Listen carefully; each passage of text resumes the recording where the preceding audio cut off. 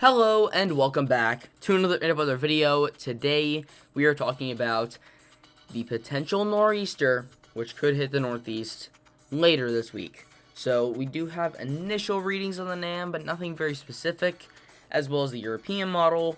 But today I'm gonna more focus on the western part of the storm, as well as a little bit of the eastern part. I'm not gonna neglect it. But let's take a look at the western part of the storm, which will dump snow on the Pacific Northwest.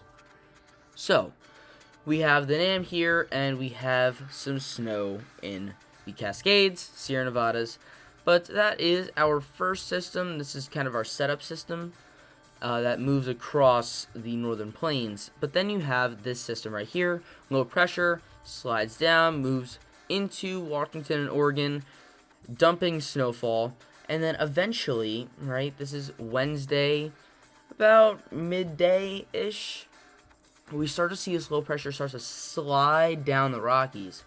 Obviously, since we're going to be seeing a nor'easter, and we kind of already know, this storm is going to have to start to dip to the south and then back up to the north. So that is what it does here. So it's going to be sliding down the Rockies, bringing snowfall to areas such as Wyoming, Montana, Idaho, Utah, Colorado, and then eventually it starts to pull up some moisture from the Gulf, and that's when we get the potential nor'easter. But we also have another system behind it that dumps even more snow on the Pacific Northwest. So overall, let's just take a look at our total accumulated snowfall, and this is assuming a Kuchera ratio in inches. And let's just see here our total snowfall in the region. 50 inches of snow, and definitely above 2 feet in a lot of spots. So in terms of overall moisture, right, we have our total accumulated precipitation, which is right here, and then you can see we're at 4 inches, 5 inches of rainfall with the rain shadow effect. Some areas obviously going to be less than that on the other side of the mountains. But most of the region is going to be seeing at least 2 inches of rainfall before all these storms move out. Now, the European model is not going to change anything with that. No difference there. But I do want to talk about the eastern part of this system. So, eventually, right, we were right around here with the NAM.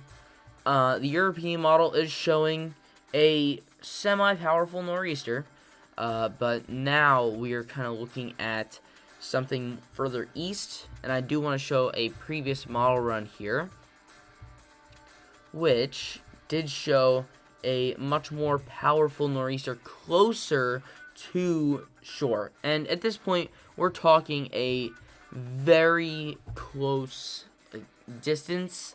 This is just between, is the low pressure going to be in between New York and Philadelphia, or New York and Boston? That's the difference here. So actually the European model has been on to this for a while now, and we're just seeing the finer details come to fruition. So many areas in the Northeast, let's just go down here real quick.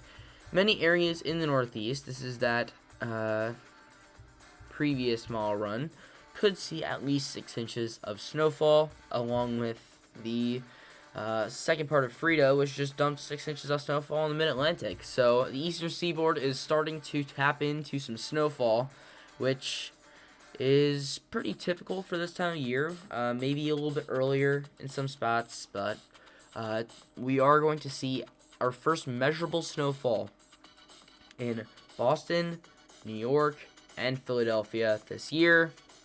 So it's exciting news. This time frame for the eastern part of the storm is Friday, so we do have some time for some things to shift around and zoom in on those finer details like the European model is trying to do.